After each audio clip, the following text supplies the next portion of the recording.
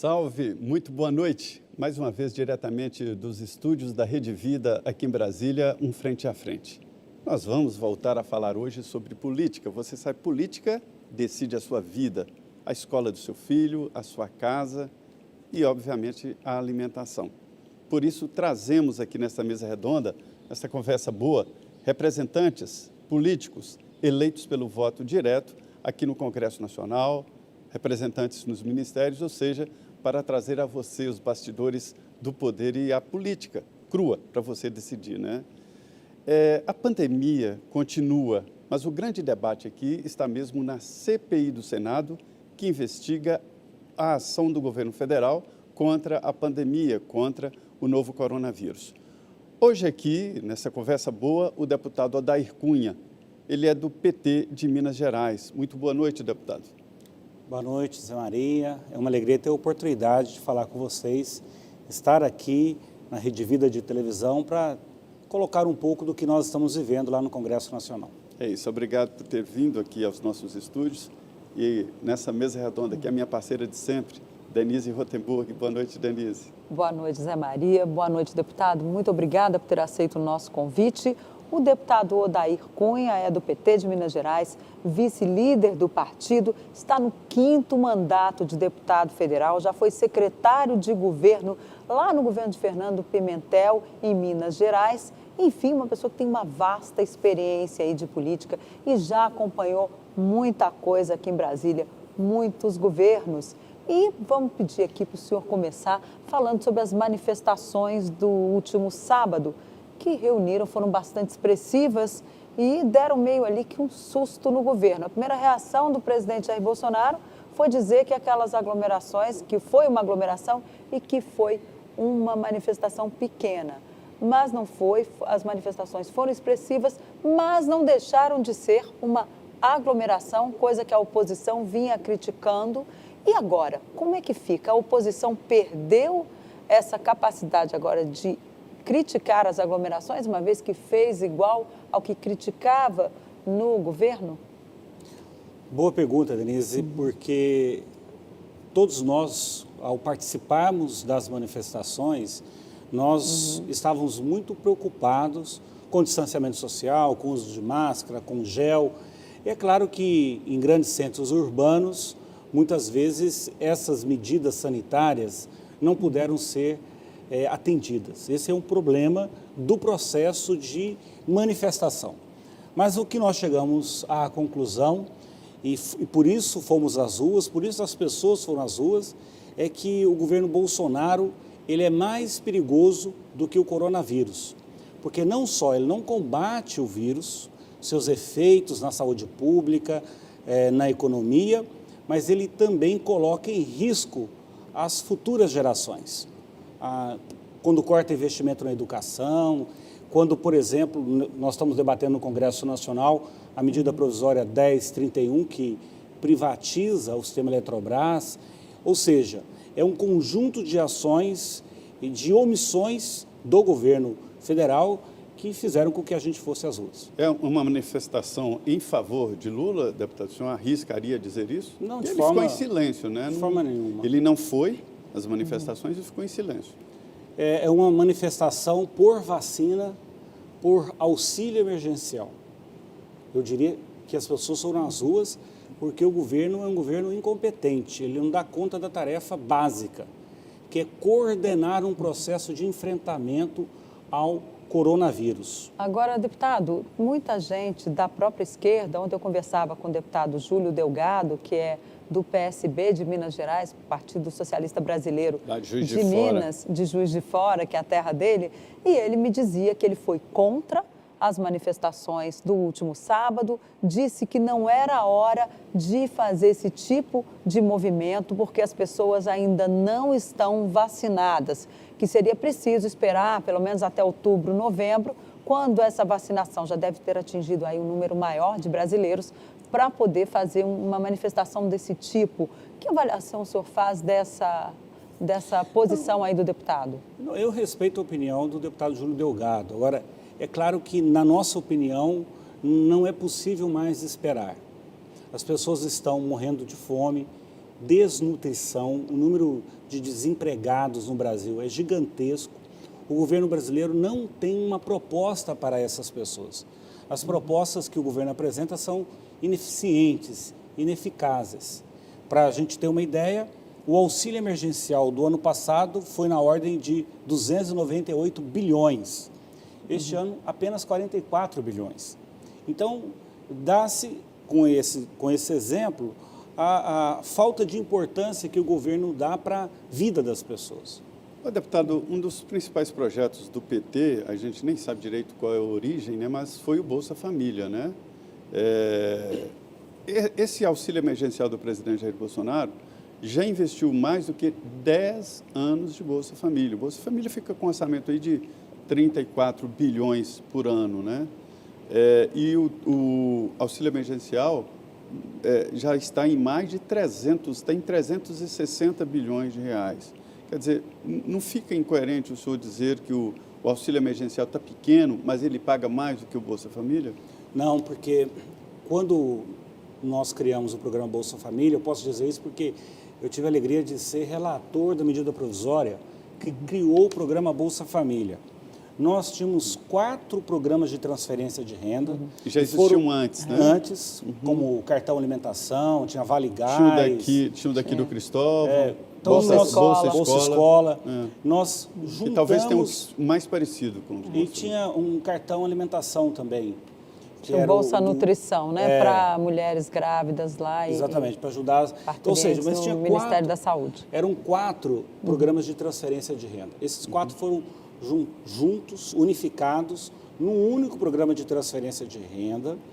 E nós tínhamos uma busca ativa, ou seja, nós estabelecemos controle social, a lista era aberta, a Câmara Municipal pode ter acesso aos beneficiários, nós tínhamos, o Bolsa Família, ele induz a outras políticas, como se é gestante tem que ter acompanhamento nutricional, se é gestante tem que fazer pré-natal, se é nutriz tem que fazer acompanhamento nutricional do filho, se tem filho na idade escolar, o menino tem que estar acompanhando e participando das aulas, ou seja, o programa Bolsa Família, ele induz a outras políticas.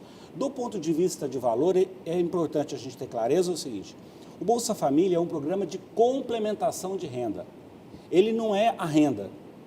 A ideia do auxílio emergencial é para substituir a renda, porque a pessoa perdeu o emprego, porque a pessoa teve o seu comércio fechado. É outra lógica. E nós tínhamos também uma política de valorização do salário mínimo, ganho real de aumento do salário mínimo todos os anos. Nós tínhamos o BPC, ou seja, tinha uma outra rede de proteção social.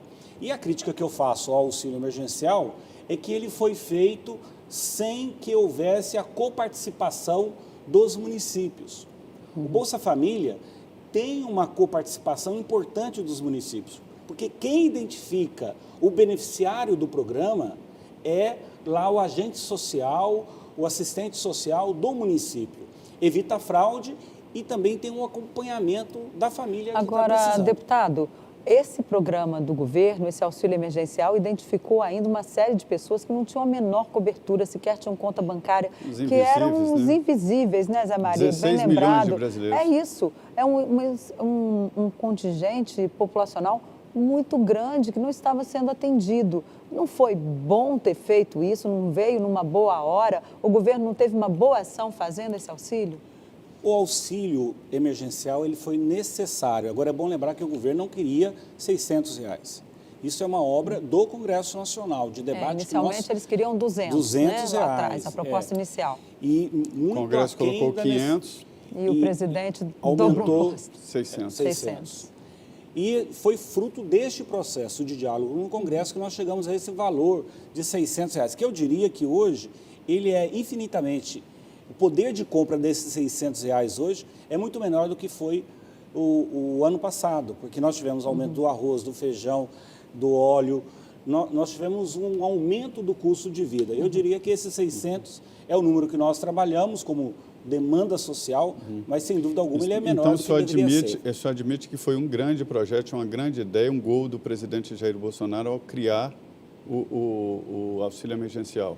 Eu não diria que é um gol do presidente Jair Bolsonaro, é uma conquista da sociedade brasileira em parceria com o Congresso Nacional em torno de um tema relevante. Tanto que o problema é que o presidente não compreendeu isso, tanto que ele diminuiu o valor e diminuiu o número de pessoas atendidas no momento em que a crise é pior. Deputado, mas foi uma farra, né? Não acredito. Foi, muita gente recebeu que não precisava. A fraude Veja, chegou a 4 bilhões e 300 milhões de reais. A fraude precisa ser combatida. E, na minha opinião, ela ocorreu porque não houve coparticipação de estados e municípios. É que não deu tempo, foi muito rápido. Porque foi tudo muito Nós rápido. tínhamos Foi ali em cadastro. abril, né? Em abril eles já estavam fechando para pagar. O Serviço Social dos municípios tem cadastro das pessoas que têm necessidade de auxílio. Os Estados Unidos mandaram cheques, né? Teve um auxílio emergencial americano que eles mandaram cheques. E alguns cheques foram devolvidos. Hein? Em Israel, eles depositaram na conta dos indivíduos que já estavam cadastrados. Agora, deputado, para corrigir isso, o governo alega que não tinha como pagar mais por uma questão orçamentária, né? E nós temos aí problemas no orçamento deste ano, que está difícil, inclusive, fechar a conta. Tem agora o PLN 4, 5 e 6 que estão em votação no Congresso, que estão em votação hoje no Congresso Nacional, justamente para tentar reorganizar as contas e o orçamento de forma a conseguir fechar essa conta de 2021 no que se refere ao benefício de prestação continuada e outras benesses sociais. Isso, tem várias coisas. Por que daria para ser maior diante dessa pressão sobre o orçamento que o país vive hoje? Eu diria o seguinte, o ano passado deu. Mas porque ficou fora do teto, ficou fora da... Quase um trilhão de déficit. Mas foi um endividamento que aumentou, né, para poder fazer. Essa ideia de que o governo brasileiro precisa seguir... Primeiro, a nossa dívida é toda em real. Nós podemos fazer expansão monetária. O ano passado foi possível, porque o problema... Mas isso não gera inflação, deputado, fazer expansão monetária? Eu não vejo inflação hoje. E eles fizeram ano passado. Basta ver o preço dos alimentos, deputado. Não tem inflação? Mas o problema dessa inflação, inflação que você se refere, ela não foi em razão do aumento e da expansão monetária. Sua razão foi o aumento do valor das commodities, claro. como um todo. Esse foi o problema. E a questão é que nós não estamos em tempos normais. Nós estamos num tempo normal. Poucos dias atrás, nós tínhamos 5, 4, 2 mil pessoas morrendo diariamente. No Brasil, mais de 450 mil pessoas. Chegando a Nós chegamos a 463 mil pessoas. Quase 500 mil pessoas. Tá? Então, ou seja, nós estamos num cenário de pandemia. O governo precisa usar o seu papel de governo para proteger as pessoas. O senhor acredita numa retomada da economia e da normalidade do país em pouco tempo, em poucos anos, 3 anos? Eu acredito que é possível você ter um processo de retomada na medida em que nós estamos no fundo do poço. Mas para voltar ao que era de 2014 para trás, quando nós tínhamos pleno emprego, se não tiver um papel forte do Estado na indução da economia, nós vamos ter problema. Agora, deputado, tudo bem que teremos problemas, isso aí todo mundo sabe. Como nós vamos resolver essa questão? Tem várias propostas de reforma tramitando no Congresso Nacional e a gente não vê a casa fechando acordo para que essas reformas sejam aprovadas. Cada um tem, é como mais ou menos ali um técnico de futebol. Cada um tem o seu jogo e acha que se fosse assim, se a armação do jogo, a estratégia fosse essa, a gente ia ganhar, se a estratégia não, tinha que ser de outro jeito. Quando é que vai chegar um consenso sobre essas reformas? A mais importante, na minha opinião, é a reforma tributária, né? Nós precisamos parar de tributar o consumo no Brasil. Nós tributamos serviço e consumo, não tributamos renda e não tributamos propriedade. Na minha opinião, nós deveríamos fazer um pacto social em torno da reforma tributária. Ok, a gente ainda vai voltar nesse assunto. Espero que você continue aqui com a gente. Hoje a gente recebe o deputado Odair Cunha, do PT de Minas Gerais. E pode ficar ligado aí, porque ainda tem muito assunto para a gente tratar aqui hoje com o deputado. Voltamos em 2 minutos.